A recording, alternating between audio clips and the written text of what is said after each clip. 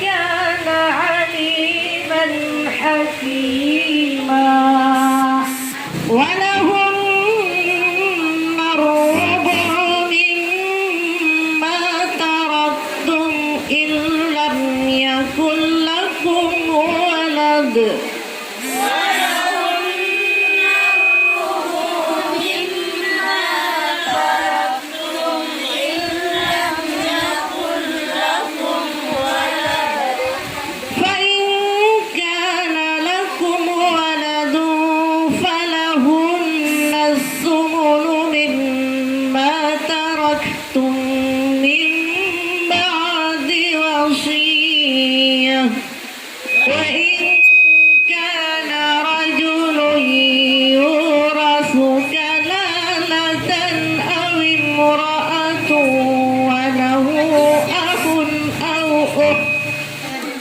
Sadaqallahul azim.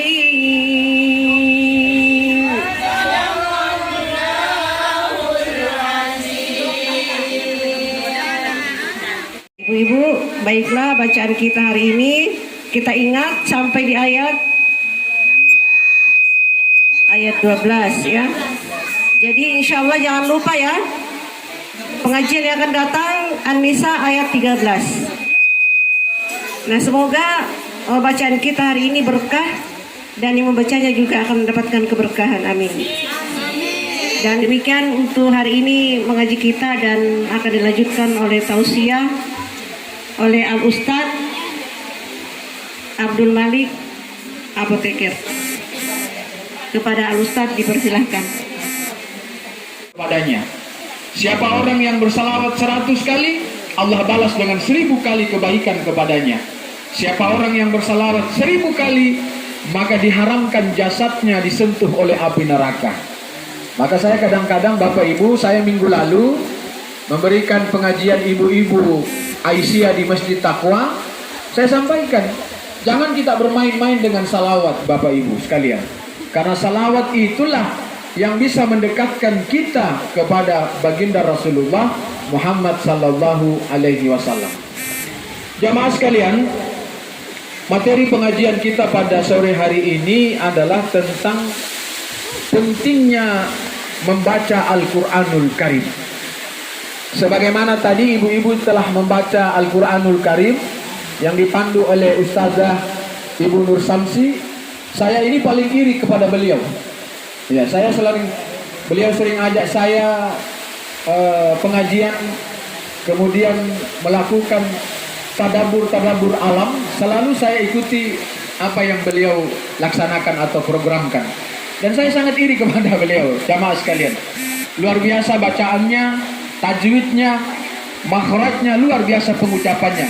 Dan saya seperti ibu-ibu rugi kalau tidak belajar sama beliau.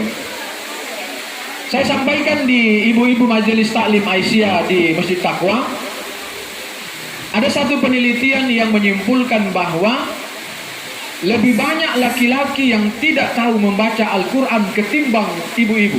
Kenapa?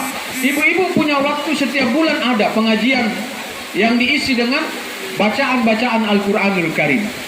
Kalau bapak-bapak tidak ada itu namanya majelis taklim, tidak ada. Tapi seharusnya majelis taklim itu dihadiri oleh bapak-bapak juga seharusnya. Saya memberikan pengajian di mana-mana, saya ajak itu bapak-bapak.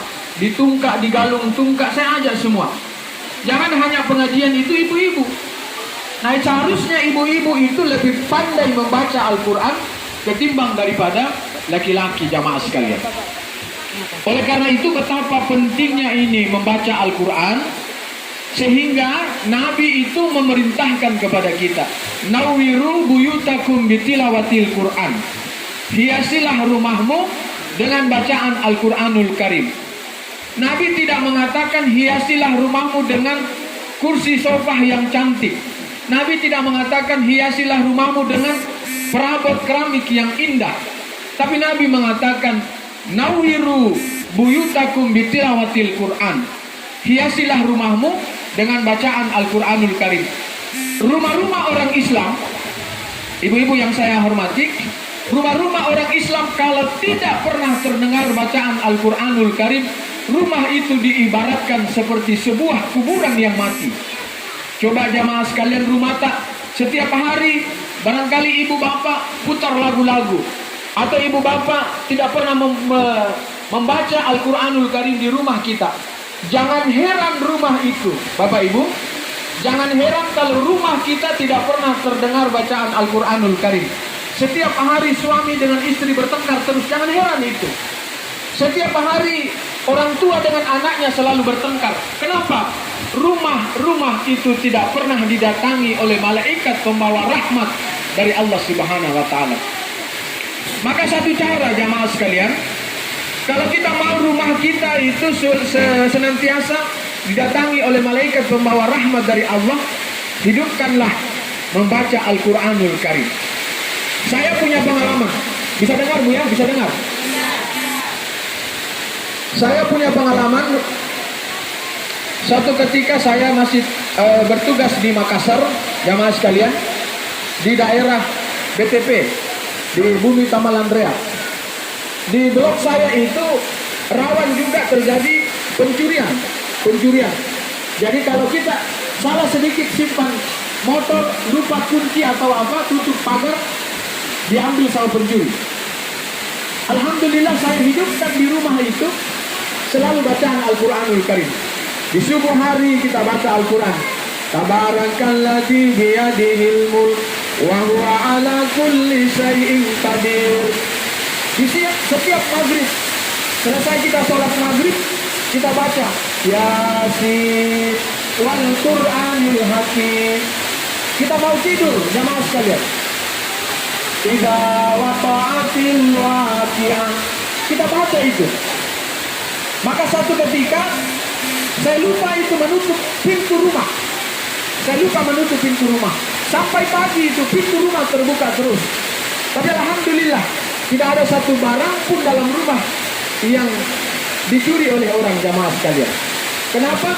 Allah itu melindungi rumah-rumah orang Islam yang senantiasa di dalamnya sering kita membaca Al-Quranul Karim. Rumah-rumah orang Islam yang di pagi hari, di sore hari mereka baca Al-Quranul Karim, maka di malam hari dia memancarkan cahaya. Rumah-rumah orang Islam yang di setiap pagi, di setiap subuh, di setiap petang kita selalu baca Al-Quranul Karim, maka di malam hari rumah itu memancarkan cahaya bagaikan bintang yang berkelipan di langitnya Allah. Jadi kalau setiap subuh kita baca Al-Quran, insya Allah malam hari itu rumah itu memancarkan cahaya, Bu. Rumah akan memancarkan cahaya. Oleh karena itu sekali lagi, betapa pentingnya ini kita dianjurkan oleh Nabi Sallallahu Alaihi Wasallam untuk senantiasa membaca Al-Quranul Karim. Satu-satunya sahabat, jamaah sekalian, satu-satunya sahabat nanti ketika kita diadili oleh Allah di pengadilan Allah, yang mampu membantu kita adalah Al-Quran. Sebagaimana Rasulullah menyampaikan dalam sebuah hadisnya, Iqra'ul Quran fa innahu ya'ti yaumal qiyamah safi'un li ashabi. Bacalah Al-Quran, karena Al-Quran akan datang pada yaumil qiyamah, hari kiamat, memberikan syafaat kepada keluarga-keluarganya. Siapa itu keluarga Al-Quran, Bapak Ibu? Orang yang senantiasa ketika di dunia man ta'allamal Quran wa 'allamahu. Setiap waktu yang Allah berikan kepada mereka, mereka gunakan untuk selalu membaca, mempelajari, dan mengamalkan Al-Quranul Karim. Jangan pernah setiap hari kita lupa membaca Al-Quranul Karim. Saya, Bu, tidak pernah saya lupa baca Al-Quran. Saya pergi ke kantor, saya pergi ceramah, tidak pernah saya lupa baca Al-Quran. Walaupun 3 ayat ibu baca sebelum kita keluar. Ibu mau pergi ke pasar, mau pergi ke sawah, mau pergi ke ladang, mau pergi ke sungai, jangan lupa. Begitu sebelum keluar rumah, baca dulu Al-Quranul Karim, jamaah sekalian. Walaupun 3 ayat saja, atau 1 surah barangkali. Harus dalam setiap hari, setiap saat kita selalu membaca Al-Quranul Karim. Kalau ada ibu saya yang setiap hari saya ketemu kalau di pasar, kalau kita duduk-duduk di pasar sementara menjual di warung di pasar, belum ada pembeli, kita baca dulu Al-Quranul Karim. Ya baca, Bu. Kenapa? Pentingnya itu kita selalu lisan kita, selalu kita membaca Al-Quranul Karim. Agar kita senantiasa selalu dilindungi dan dijaga oleh Allah Subhanahu wa Ta'ala. Oleh karena itu hadirin yang kami muliakan, mari saya mengajak kepada kita untuk selalu membaca Al-Quranul Karim.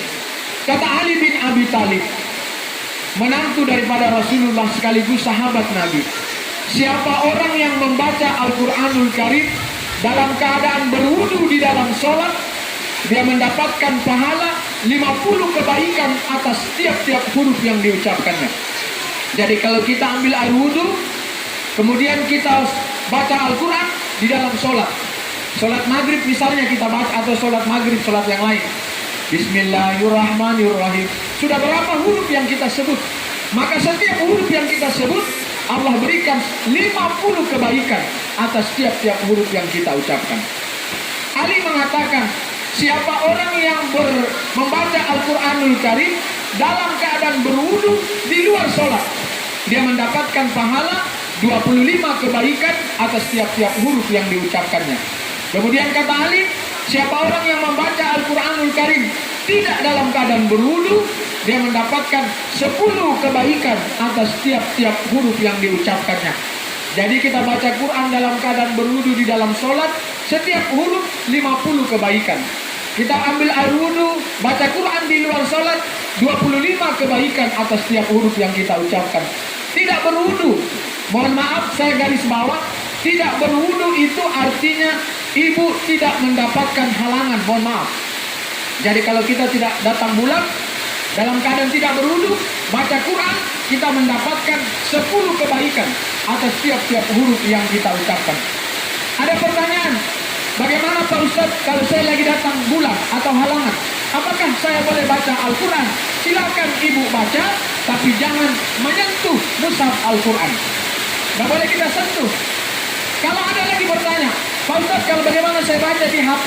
HP pun tidak boleh disentuh, karena dia merupakan mushaf elektronik. Nggak boleh kita baca. Jadi kalau kita mau baca, suruh orang lain yang geser. Suruh orang lain yang geser. Nggak boleh ibu menyentuh mushaf secara langsung atau mushaf di dalam HP. Bisa Bu ya? Silakan ibu kalau datang bulan atau dalam halangan, silakan membaca Al-Quranul Karim. Berzikir boleh, beristighfar boleh, baca Quran pun silahkan. Yang penting tidak boleh menyentuh mushaf Al-Quranul Karim. Oleh karena itu sekali lagi, betapa pentingnya Bapak Ibu, kita dianjurkan oleh Nabi untuk selalu membaca Al-Quranul Karim. Nanti di yaumil kiamah Bapak Ibu, sebagaimana saya sampaikan tadi, Al-Quran akan datang memberikan syafaat kepada kita. Sehingga Nabi selalu memberikan petunjuk kepada kita, man ja'alal Qur'ana amamahu hadahu ilal jannah. Siapa orang yang menjadikan Al-Quran sebagai imamnya, sebagai pedomannya dalam hidup, maka insya Allah Al-Quran akan mendorong dia masuk ke dalam surganya Allah. Al-Quran katakan bahwa yang haram tidak boleh kita ambil, kita tinggalkan. Al-Quran mengatakan bahwa berjudi itu haram, maka kita tidak boleh melakukan hal itu. Kita ikuti apa yang disampaikan Al-Quran, maka Al-Quran akan mendorong kita masuk ke dalam surga. Tapi kata Nabi, wa man ja'alal Qur'ana khalfahu, siapa orang yang menjadikan Al-Quran sebagai makmum, Al-Quran hanya disimpan di lemari saja, nanti bulan Ramadan baru diambil itu Al-Quran dibaca. Ada waktu-waktu tertentu diambil itu Al-Quran dibaca, maka Al-Quran akan mendorong kita masuk ke dalam nerakanya Allah Subhanahu wa Ta'ala. Nauzubillah. Maka jamaah sekalian, saya selalu memberikan penguatan kepada jamaah, jangan kita simpan itu Al-Quran di lemari itu sampai Al-Quran itu dimakan sama aneh-aneh. Nanti bulan Ramadan baru kita ambil keluar baca Al-Quran. Apa yang kita kejar? Selalu berapa kali kita mau hatam di dalam Al-Quranul Karim di bulan Ramadan. Padahal haknya Al-Quran dalam 1 tahun bagi kita umat Islam harus 2 kali hatam. Haknya Al-Quran Bu, haknya Al-Quran kepada kita umat Islam dalam 1 tahun 2 kali hatam.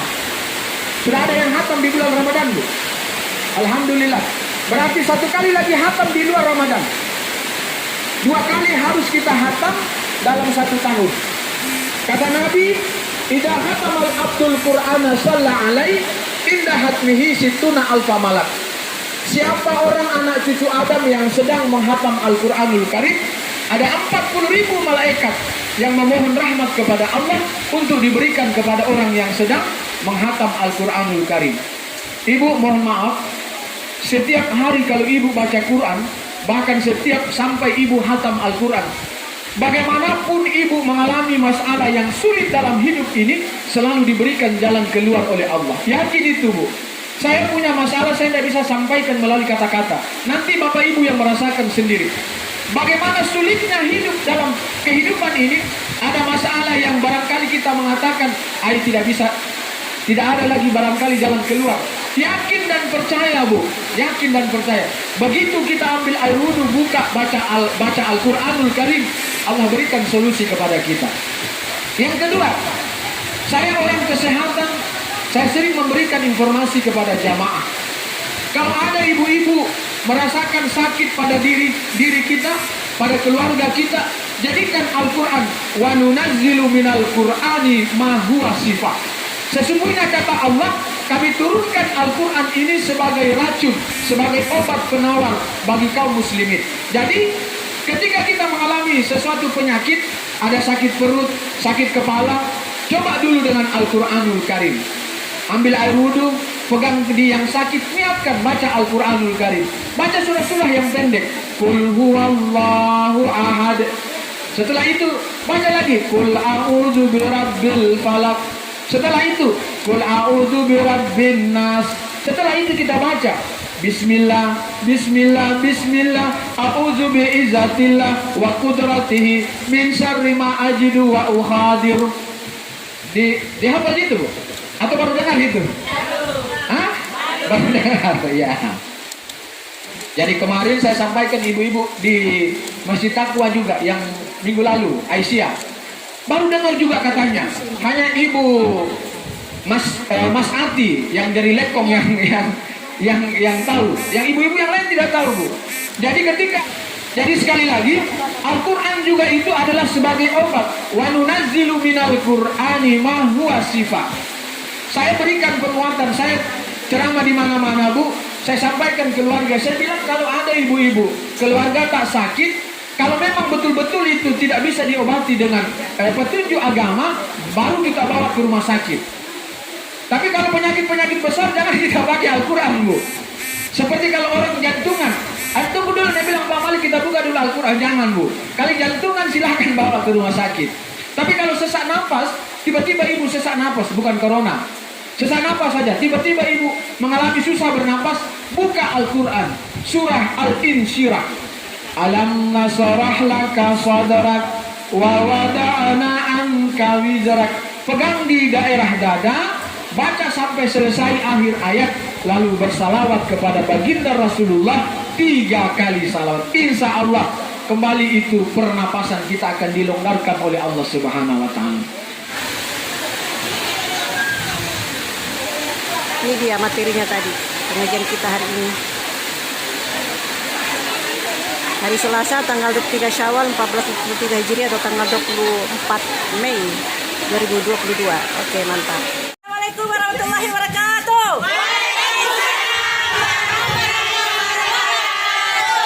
Luar biasa pengajian Majelis Ta'lim Ar-Rahmah Dusun Kumadang hari ini, hari Selasa tanggal 23 Syawal 1443 Hijriah atau tanggal 24 Mei 2024. Bagaimana, Bu, kabar? Baik. Kita siap mengaji lagi? Insyaallah.